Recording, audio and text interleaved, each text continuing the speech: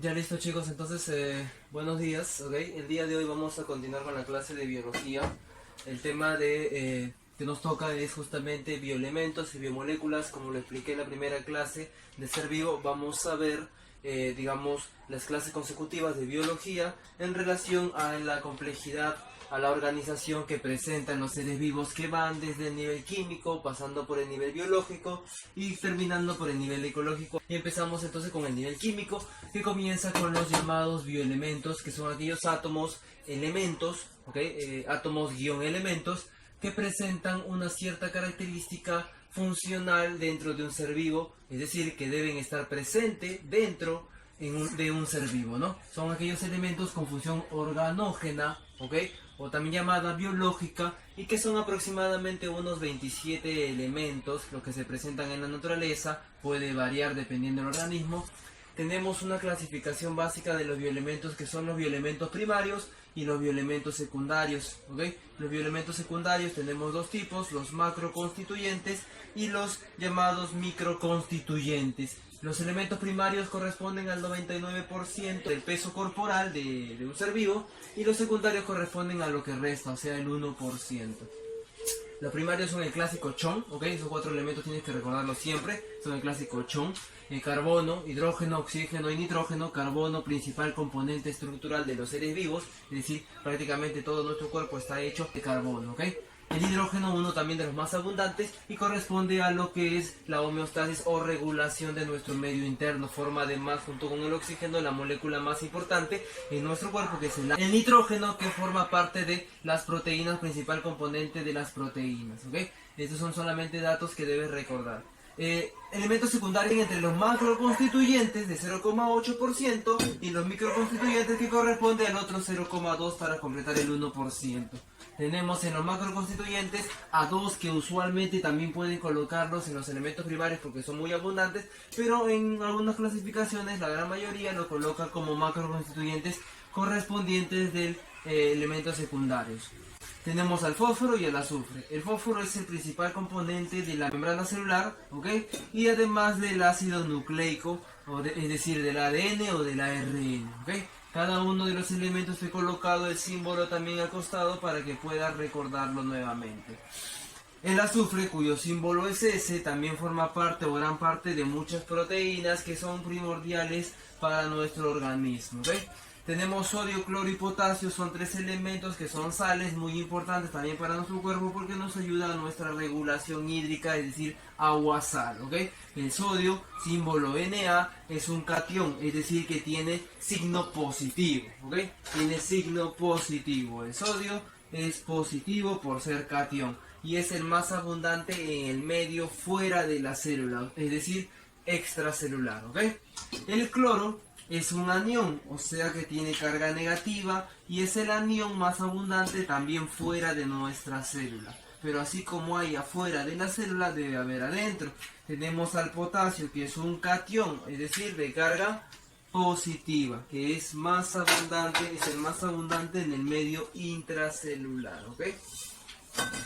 Listo, esto de acá, estos tres, por favor recuérdalos porque pueden venirte como dato. Son preguntas muy pequeñas pero muy importantes, ¿ok?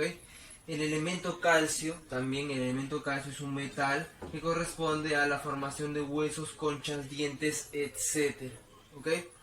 El elemento magnesio, Mg, también sirve como cofactor en nosotros, y además de eso sirve como principal elemento dentro de una molécula que va a ayudar a un proceso muy importante en la naturaleza, en las plantas o en las algas, etcétera, que es justamente la fotosíntesis, que sirve como base para la cadena alimenticia. Es muy importante. El fierro, formación de hemoglobina para el transporte de gases.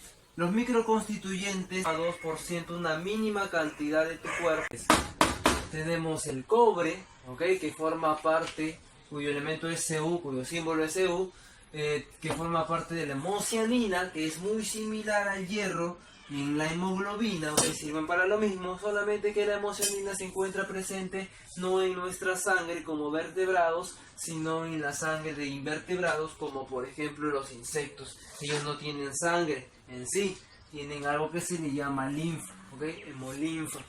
dado de una proteína llamada hemocianina que está hecha de cobre, mientras que nosotros, al ser vertebrados, estamos hechos, o mejor dicho, nuestro transporte será mediante la sangre, que está hecha, digamos, una proteína muy importante de hemoglobina. El yodo, ¿ok? El yodo forma parte de la tiroxina, que ayuda al metabolismo, al crecimiento, a la regulación del crecimiento en el metabolismo, y su símbolo es la I latina, ¿ok?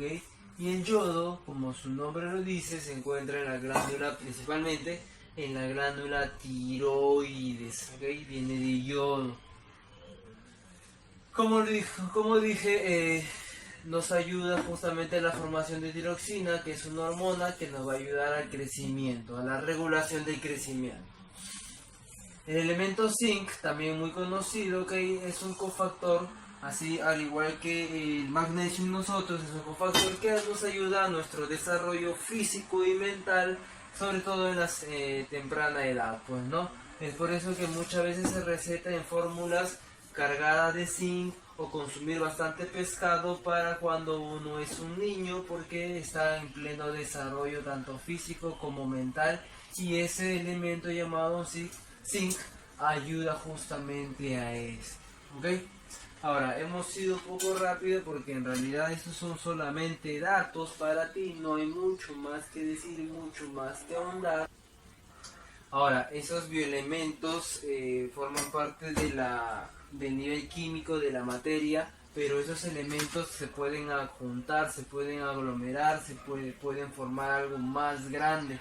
Y esa estructura más grande que se forma justamente con esos elementos, bioelementos, son las moléculas. En este caso ahora se le llama una biomolécula, que se forma a partir de las estructuras sencillas que vienen a ser los bioelementos, para formar estructuras complejas que vienen a ser justamente ellas. Hay dos tipos de biomoléculas: las biomoléculas llamadas inorgánicas y las biomoléculas llamadas orgánicas. Las biomoléculas llamadas inorgánicas son, como por ejemplo, tenemos tres básicas: el agua, la sal y los gases, ¿okay? El agua, la sal y los gases. Y la orgánica tenemos a 4: glúcidos, lípidos, proteínas y ácidos nucleicos. Ok, tenemos entonces inorgánicas, agua, sal y gases, básico. Orgánica, glúcidos, lípidos, proteínas y ácidos nucleicos. Y ahorita el día de hoy vamos a ver orgánicas. Son aquellas biomoléculas, está bien sencillas, de tipo carbono-carbono, a diferencia de las orgánicas que sí la presentan. Además de eso, son de enlaces sencillos y sirven principalmente para el metabolismo.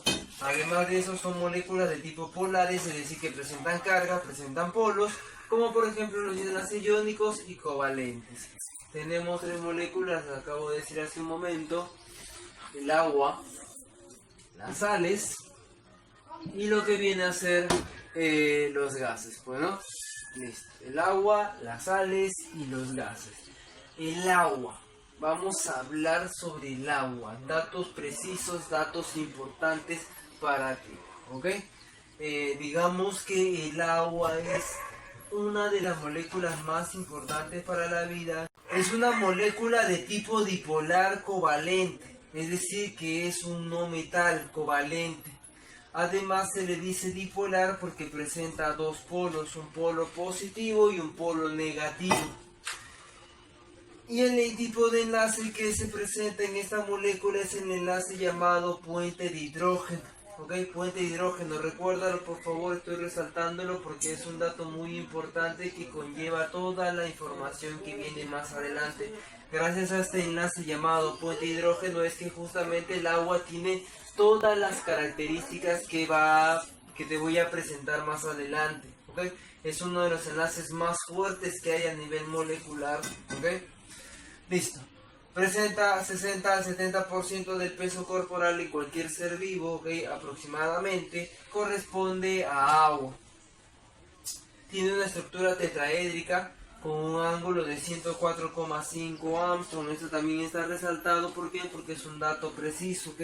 ¿Cuál es el ángulo de apertura de la molécula del agua entre hidrógenos y oxígenos? Es de 104,5 Armstrong, ¿ok? Listo, tetraédrica obviamente porque así como hay dos hidrógenos con carga positiva para un lado, debe haber dos electrones con carga negativa para el otro, dos electrones sueltos. Ahora, las características que derivan justamente del enlace puente hidrógeno que presenta mi molécula llamada molécula protóxido de hidrógeno, cuyo es el nombre correcto, el agua, cuya fórmula es H2O. ¿Ok? El nombre correcto entonces del agua es protóxido de hidrógeno, cuya fórmula es H2O, que significa que hay dos moléculas de hidrógeno y un átomo, perdón, de oxígeno, ¿ok?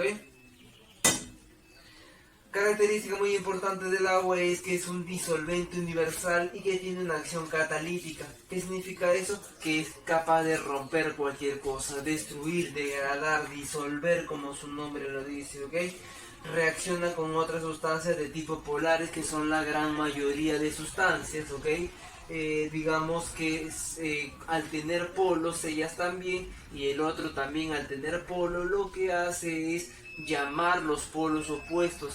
Y al hacer eso, como el agua es difícil de romper, la que se rompe es la otra molécula. Y es por eso que él es un disolvente universal. Es como si yo tuviese carga posinega y me enfrentase con un niño de carga posinega. El que va a salir perdiendo, siendo yo el agua, va a ser la otra molécula. Por lo tanto, esta de acá va a disolver a las otras que están alrededor, ¿ok? Es muy difícil romper la molécula del agua, pero el agua sí puede romper otras moléculas, eso queda claro. Otra característica muy importante del agua es justamente que sirve gracias a que es difícil de romper ese puente hidrógeno. Las moléculas están muy unidas y forman una especie de lámina en cualquier cuerpo o superficie. Sirven como lubricantes. ¿Qué es un lubricante? Es una sustancia que ayuda a que no haya fricción, roce entre dos superficies. Tú debes usar muchas veces muchos lubricantes en cualquier situación, como por ejemplo cuando estás digamos reparando tu auto, ¿ok? Utilizas lubricante. Cuando te metes algo a la boca, utilizas la saliva, que es un lubricante, ¿ok? Tú ya sabes. Tenerse o contenerse en un recipiente, en un contenedor, ¿ok? Cerrado, que nos puede ayudar también a formar una especie de cuerpo hidrostático, es decir, un cuerpo lleno de agua. Puede ayudar, de golpe, es un cuerpo hecho de un líquido, digámoslo así, podría ser líquido u otra sustancia, que ayude a minimizar el efecto de un golpe. Por ejemplo, la grasa que está en nuestras palmas, ¿no? Es un amortiguador. En el agua pasa lo mismo. Tenemos, por ejemplo, en la rodilla el líquido sinovial, que es justamente el líquido que se encuentra entre articulación y articulación, que ayuda justamente a que nosotros podamos saltar, movernos, ¿ok? Y que nuestros huesos no se desgasten con la fricción. Lo mismo pasa, por ejemplo, con el líquido cefalorraquídeo. Tensión superficial es una característica también del agua. Como te lo dije hace un momento, el agua es muy difícil de separar sus moléculas, por lo tanto genera una lámina. Eso mismo también pasa en el cuerpo de agua, que es una especie de laminita muy complicada de romper, ¿ok? Es más, existen algunos insectos que son capaces de caminar sobre el agua porque no pueden romper esa tensión superficial. Son tan ligeros o tienen una adaptación especial que les permite poder estar encima de esa membrana sin tener que romperla, ¿ok? Listo. Además de eso, el agua obviamente también sabemos que ayuda para poder transportar sustancias. Si queremos transportar, por ejemplo, en la sangre, queremos transportar sustancias como glucosa, sales, entre otras cosas, desechos, gases, etcétera, incluyendo a células, que es muy importante para el transporte de sustancias. También se le dice que es un gran termorregulador, ya que nos va a permitir a mantener constante nuestra temperatura debido a su alto calor específico. ¿Qué es eso, profesor? El agua es muy, como lo dice ahí, muy complicado de variar su temperatura. Se necesita mucha energía, mucha variación de energía para poder variar la temperatura del agua. 4 kilocalorías por cada grado centígrado que se va a variar en el agua. Para que me puedas entender algo más fácil, por cada 4 grados, pongámoslo así, ok, como ejemplo, por cada 4 grados centígrados que varía en la temperatura del ambiente, solamente va a variar 1 en el agua. Es mucho más difícil de variar, es muy inalterable, ok. Es decir, que si yo tengo el agua a 20 grados centígrados y la temperatura ambiental a 20 grados centígrados, ¿ok? Si el ambiente sube 24, el agua recién sube a 21. Si el ambiente sube a 28, el agua sube a 22, ¿ok? El agua sube a 22, por lo tanto es mucho más complicado aumentar o disminuir la temperatura. Además de eso, el agua también sirve como amortiguador de la acidez del pH. Cada vez que tú consumes demasiado alimento salado o quizás tienes acidez estomacal, lo primero que haces es tomar agua, ¿no? Tomar agua porque sirve como amortiguador. La disolución de las sustancias, tengo la sal, el cloruro de sodio, sin embargo se va a ver vista rota por el agua, ya que el agua es mucho más compacta y mucho más difícil de romper, mientras que la sal común, cloruro de sodio, se va a tener que romper, va a tener que caer ante la fuerza del agua. Y es por eso que se dice que el agua es el disolvente universal. Además de eso, el agua, también te dije hace un momento, tiene la capacidad de tener una tensión superficial, es decir, una membranita que va a permitir que algunos insectos puedan caminar sobre ella. Y además de eso también, que el agua es muy complicada de variar la temperatura. Si yo bajo la temperatura, el agua va a bajar muy poco. Por ejemplo, ¿no? De 20 a 20, bajo a 16, recién baja a 19, baja a 12, recién baja a 18. Es decir que puede mantener mucho más la temperatura. Y es por eso, si te das cuenta, que cada vez que el agua se congela, siempre se congela por arriba. Nunca de manera, digamos, compacta, ¿no? A la par toda la estructura, todo el cuerpo de agua, sino que siempre va desde arriba hacia abajo. Y esa es una ventaja extra, porque al hacerlo, lo que hace es que permita que la temperatura que está, el agua, la temperatura del agua que está abajo, se pueda mantener aún más constante, permitiendo que lo que esté abajo no se congele. Por ejemplo, algunos pececillos por ahí. Es decir, que ayuda a mantener la vida posible. ¿Por qué? ¿Qué pasaría si todo este cuerpo de agua se congela a la par? Se congela a la par del ambiente y de abajo para arriba. Habría un problema, se congelaría todo el agua. Y al hacer eso, todos los peces, todos los seres que viven en ese cuerpo de agua simplemente morirían, ¿ok? Y es por eso que digamos que es una ventaja, una gran ventaja que el agua tenga esas características, todo gracias al puente de hidrógeno. Chicos, entonces hemos acabado, digámoslo así, con lo que viene a ser el agua, ¿ok? El agua. Ahora viene sales, son sustancias de tipo sólido, ¿ok? De tipo sólido, iones, es decir, que presentan cargas, ¿ok? Generalmente son de tipo insolubles y solubles. ¿Qué cosa significa ser insoluble o soluble? Significa, o mejor dicho, está determinado por la capacidad de degradarse o no, ¿ok? Los insolubles son aquellas sales que son difíciles de disolver y generalmente sirven de manera estructural, es decir que sirven para formar partes de estructuras de cuerpos, ¿ok? Tenemos dos tipos muy importantes, que son el carbonato de calcio, y este de acá generalmente forma lo que son las conchas, digamos, de los moluscos, etcétera.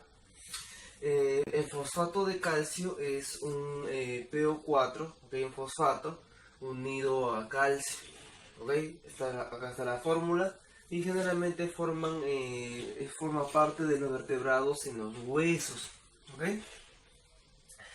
Mientras que los solubles son sales que están generalmente individuales, ¿okay? Digamos, disueltos en agua, y ayudan a lo que es la homeostasis, la osmorregulación, es decir, la regulación del pH en el agua interna nuestra, ¿okay? Ahora, esto de acá se mide con una digamos, escala de acidez, que tiene que ver con el potencial de hidrógeno, ya que la acidez está muy relacionada con lo que viene a ser el pH, ¿okay? El pH, es decir, el potencial de hidrógeno, lo que te mide es justamente la acidez del medio. Quien, digamos, fue el que determinó estos datos, estas características, Sorensen en 1909.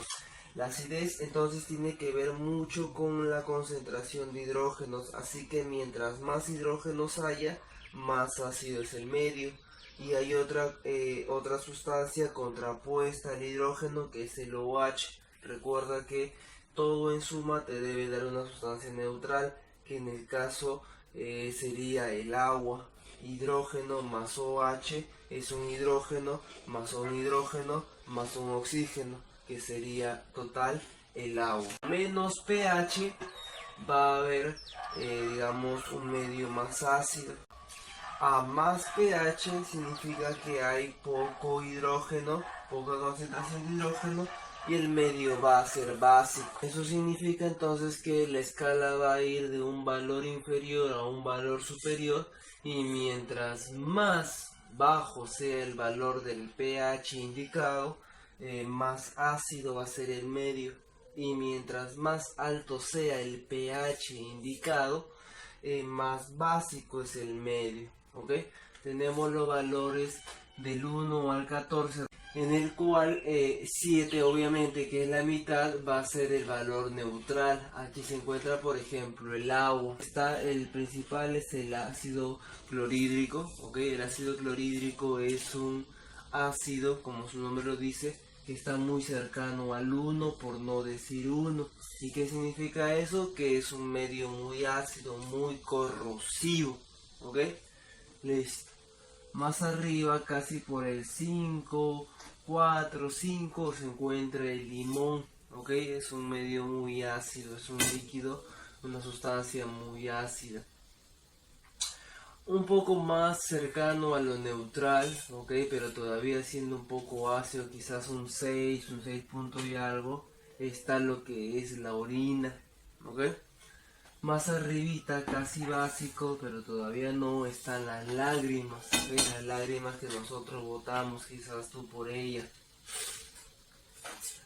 El agua es neutral, y justamente es por eso que sirve justamente como un neutralizador de diferentes sustancias ácidas o básicas.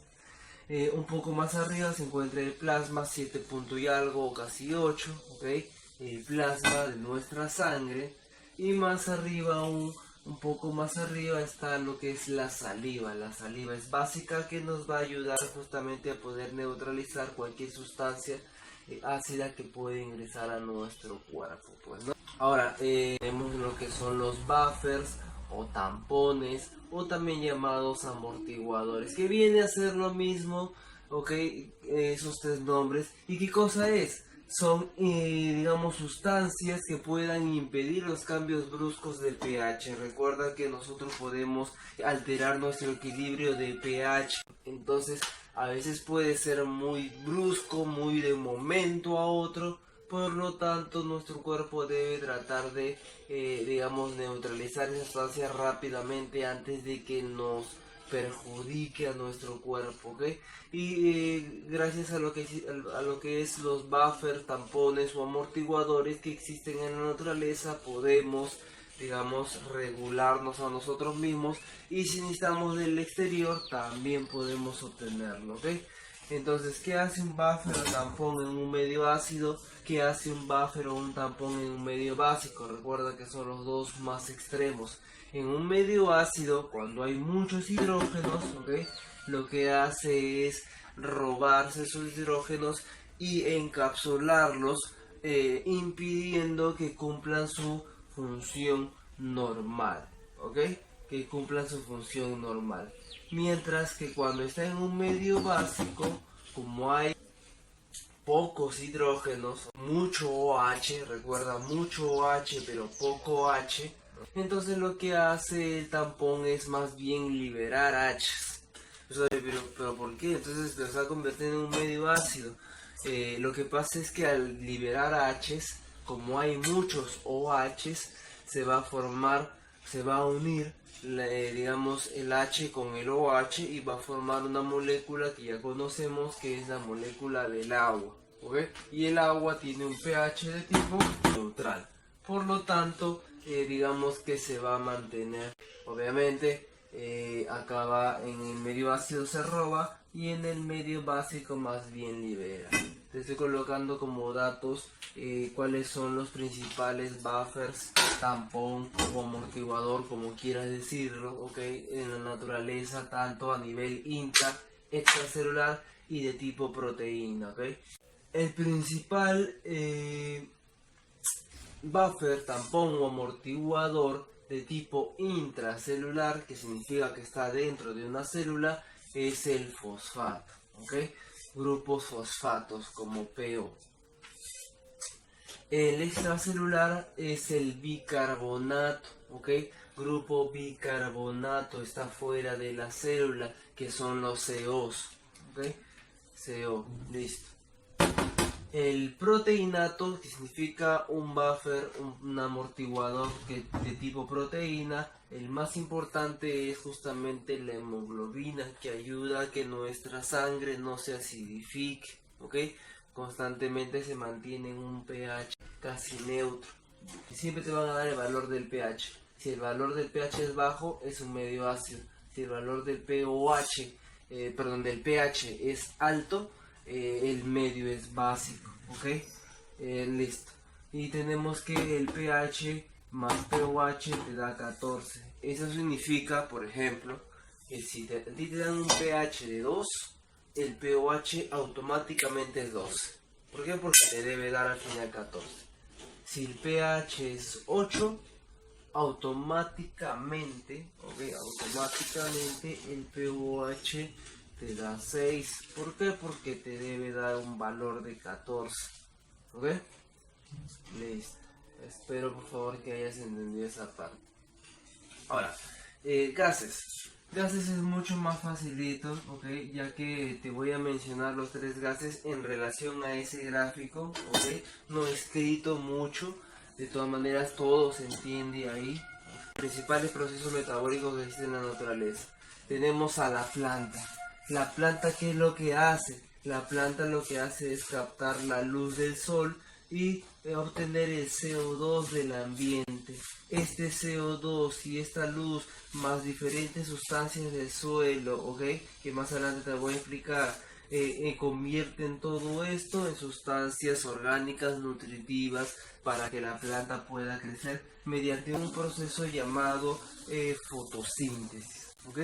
Ahora, estas sustancias pueden ser aprovechadas, ¿ok? Pueden ser aprovechadas, ¿está bien? Digamos, por los animales, por ejemplo, ¿no? La luz más CO2, precisamente hablando del CO2, lo que hace mediante el proceso de fotosíntesis es captar el carbono, ¿ok? El carbono, nada más que el carbono. Entonces, ¿qué liberan? El oxígeno. El oxígeno es liberado al ambiente, ¿ok?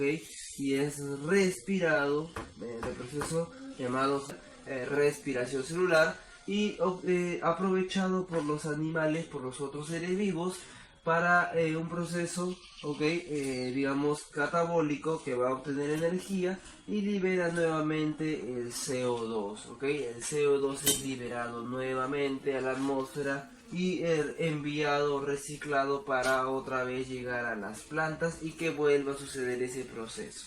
El CO2 se encuentra en menos del 1% en la atmósfera, que es lo más recomendable, Esperemos que no siga subiendo.